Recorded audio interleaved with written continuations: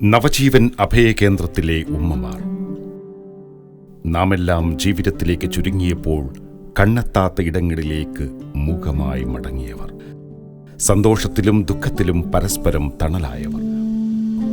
വാടാനപ്പള്ളി ഓർഫനേജിന്റെ കീഴിൽ അശരണരായ ഉമ്മമാർക്ക് വേണ്ടി നവജീവൻ ആരംഭം കുറിച്ചപ്പോൾ ഒറ്റപ്പെട്ടുപോയ ഈ ആത്മാക്കൾക്ക് വേണ്ടിയുള്ള ഒരിടം മാത്രമായി ഇത് ചുരുങ്ങരുതെന്നത് ഞങ്ങളുടെ തീരുമാനമായിരുന്നു.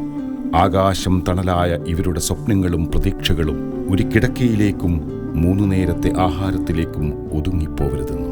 ഈ ഉമ്മമാർക്ക് ഭക്ഷണം വെക്കാനും വിളമ്പാനുമായി ആയിമാരും ശുശ്രൂഷയ്ക്കായി നഴ്സുമാരും കൂടെ ഡോക്ടർ വിസിറ്റുമുണ്ട്.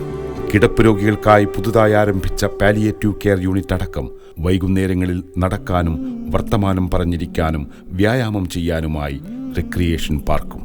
ഒരു 10 പതിറ്റാണ്ട് കാലം സുമനസ്സുകളുടെ കാരുണ്യത്താലാണ് നവജീവൻ ഇവർക്ക് തണലേകിയത്. ഇവരിൽ പലരും ഇന്ന് കിടപ്പ് രോഗികളാണ്. തേടിവരാനും ഒന്നടുത്തിരിക്കാനും ഉറ്റവരില്ലാത്തവർ. ഇവരുടെ ഒരു നേരത്തെ ആഹാരത്തിനും സന്തോഷത്തിനുമെങ്കിലും കാരണമാവാൻ നമുക്ക് കഴിയട്ടെ. ഈ റമദാനിലെ നിങ്ങളുടെ സക്കാത്ത് സ്വതക്ക എത്തിച്ചേരാൻ ഏറ്റവും അർഹർ ഇവരല്ലേ? നവജീവൻ തുടരേണ്ടത് നമ്മുടെ എല്ലാവരുടെയും ഒറ്റക്കെട്ടായ ഉത്തരവാദിത്തമായി ഏറ്റെടുത്ത് പുണ്യ റമദാനിന്റെ സക്കാത്ത് സ്വതക്ക അർഹമായ കൈകളിലേക്ക് എത്തിക്കുക. പടച്ചവൻ നമ്മളെയും നമ്മുടെ കുടുംബങ്ങളെയും അനുഗ്രഹിക്കട്ടെ.